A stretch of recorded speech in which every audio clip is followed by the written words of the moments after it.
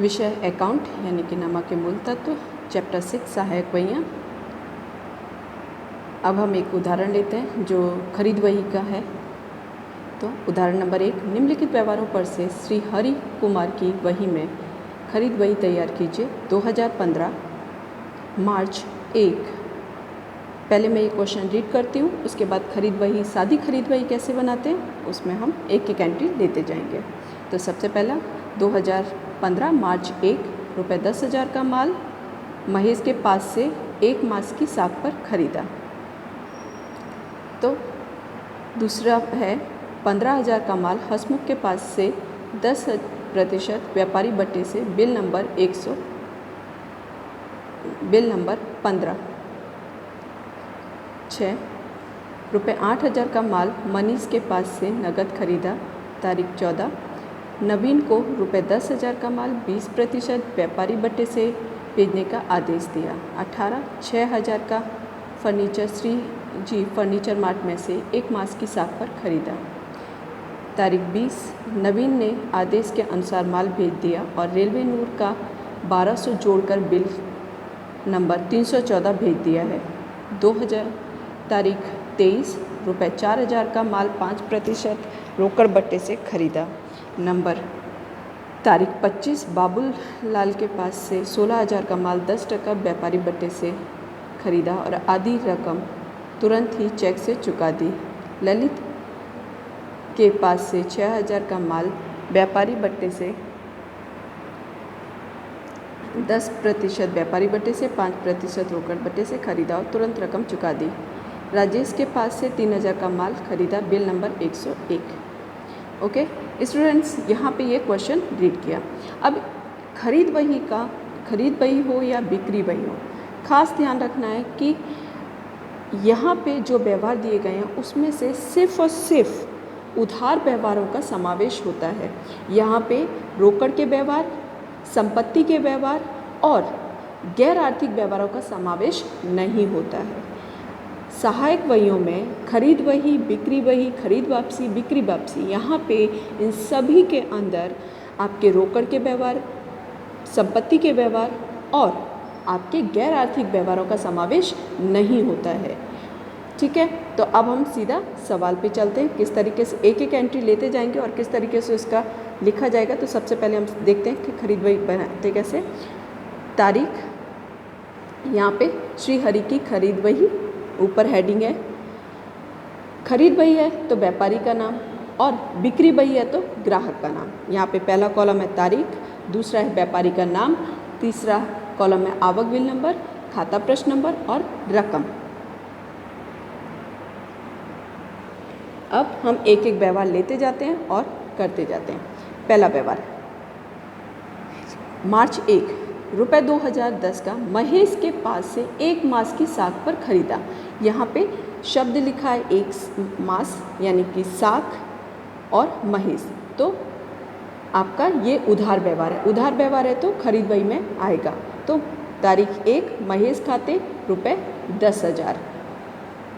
दूसरा है तारीख 2, रुपये 15,000 का माल हसमुख भाई के पास से 10% व्यापारी बट्टे से खरीदा और बिल नंबर दिया है 15। तो हसमुख भाई के पास से खरीदा तो तारीख में आएगा 2 और व्यापारी का नाम हसमुख भाई, खाता बिल नंबर 15 और 13,500। क्योंकि 10% कहा गया है तो 15,000 का 10% होगा 1500। 1500 माइनस करेंगे तो कितना आएगा 13,500। खरीद वही, जो ये खरीद वही बनाते हैं तो खरीद वही के अंदर व्यापारी बट्टे का माइनस कर देते पर इसकी असर कहीं पे नहीं दिखाते हैं। अब डेट 6, रुपये 8,000 का माल मनीष के पास से नगद खरीदा। तो नगद खरीदा है, रोकड़ व्यवहार है, ये रोकड़ वही में लिखा जाएगा, यहाँ पे नहीं लिखा जाएगा। तो इस सवाल में आपको इस तरीके से बताना पड़ेगा। जैसे यहाँ पे देखिए टिप्पणी लिखा है और उसके बाद यहाँ देखिए टिप्पणी के बाद नीचे दिए गए व्यवहार नहीं लिखे जाएंगे। तारीख 6 लिखा है, रोकड़ खरीदी है जो रोकड़ वही में लिखी जाएगी। आपको इस तरीके से सवाल के अंदर एक एक तारीख की अगर नहीं आ रहा है तो वो क्यों नहीं आ रहा, आपको इसकी विगत लिखनी होगी। ये एक सवाल का ही पार्ट कहा जाता है। तारीख 14, नवीन को 10,000 का माल 20% व्यापारी बट्टे से भेजने का आदेश दिया। आदेश दिया यानी कि ऑर्डर मिला है, तो ऑर्डर गैर आर्थिक व्यवहार है, तो देखो तारीख 14 बिन आर्थिक व्यवहार जिसका लेखा नहीं होगा। फिर तारीख 18, रुपये 6,000 का माल फर्नीचर से श्री फर्नीचर मार्ट से खरीदा है, तो साख पर खरीदा उससे नहीं, लेकिन ये खरीदा क्या है, फर्नीचर, तो फर्नीचर की एंट्री यहाँ नहीं होती है। तो देखिए तारीख 18 संपत्ति साख पर खरीदा है, माल नहीं है, इसलिए ये मुख्य रोजनामचा में जाएगा, यहाँ नहीं आएगा।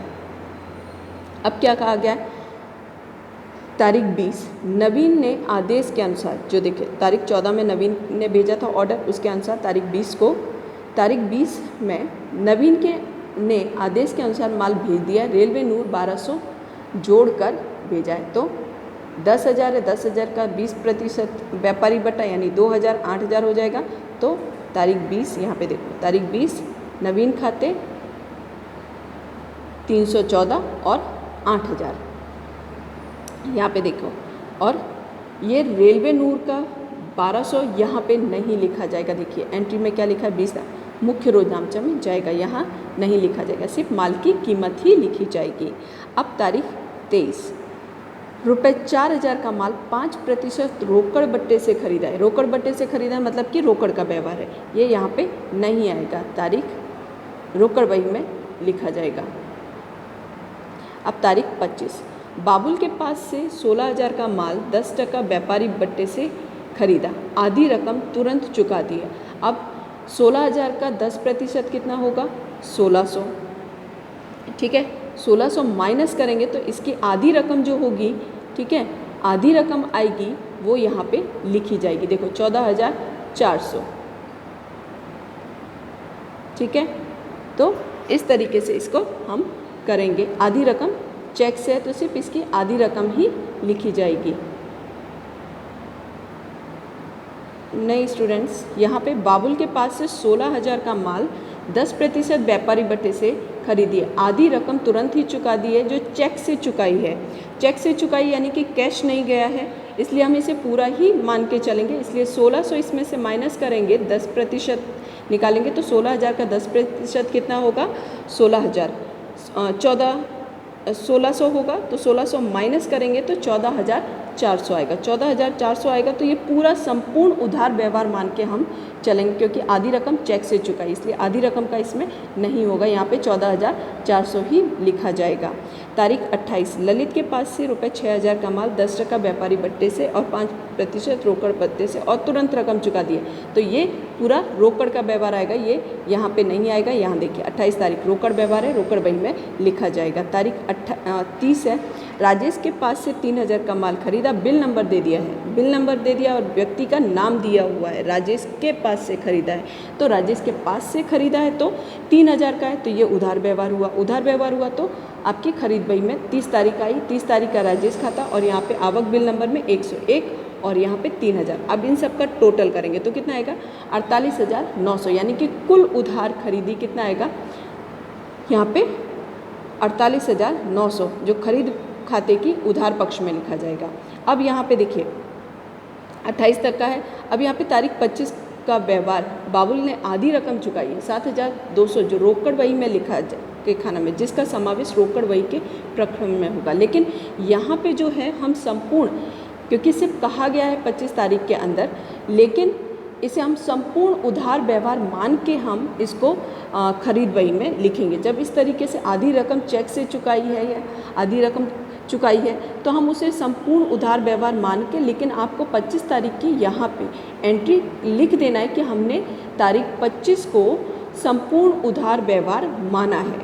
यहाँ पे नहीं लिखा गया है, लेकिन आपको यहाँ पे संपूर्ण उधार व्यवहार मान के हमने उसकी एंट्री किया है। इस तरीके से एक नोट लिख देना है, उसके बाद ये पूर्ण आपका सवाल होता है। यहाँ पे इसका टोटल होगा 48,900। 48,900 का यहाँ पे कुल उधार खरीदी होगी।